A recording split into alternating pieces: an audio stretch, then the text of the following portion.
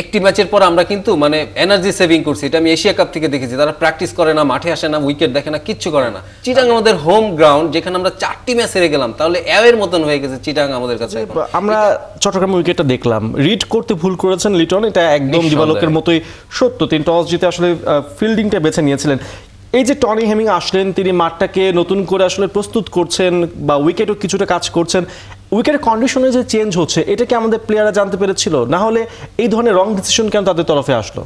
না, সেটা আপনি যেটা বললেন যে টনি হ্যামিং যে কিন্তু কাজ করে যাচ্ছেন, এবং চিটাং আমি লাস্ট সিরিজটা কভার করেছি, আমি দেখেছি যে আমাদের এই রূপক নিউজটা যেটা করেছে যে একটি ম্যাচের পর আমরা কিন্তু মানে এনার্জি সেভিং করছি। এটা আমি এশিয়া কাপ থেকে দেখেছি। তারা প্র্যাকটিস করে না, মাঠে আসে না, উইকেট দেখে না, কিচ্ছু করে না।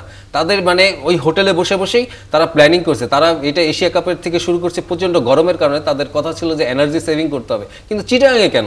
চিটাং আমাদের হোম গ্রাউন্ড, যেখানে আমরা 4টি ম্যাচ হেরে গেলাম, তাহলে অ্যাওয়ের মতন হয়ে গেছে চিটাং আমাদের কাছে এখন।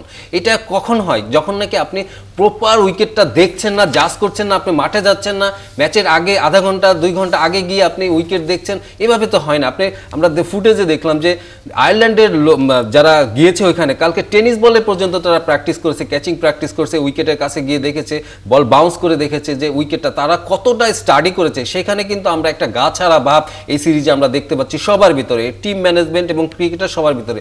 তবে বিপিএল এর কালকে নিলাম, আমার মনে হয় যে আজকে নিউজ, আজকে সবাই দেখবেন যে খুব তেরে ফুরে ব্যাটিং করছে, ভালো ব্যাটিং করছে। আর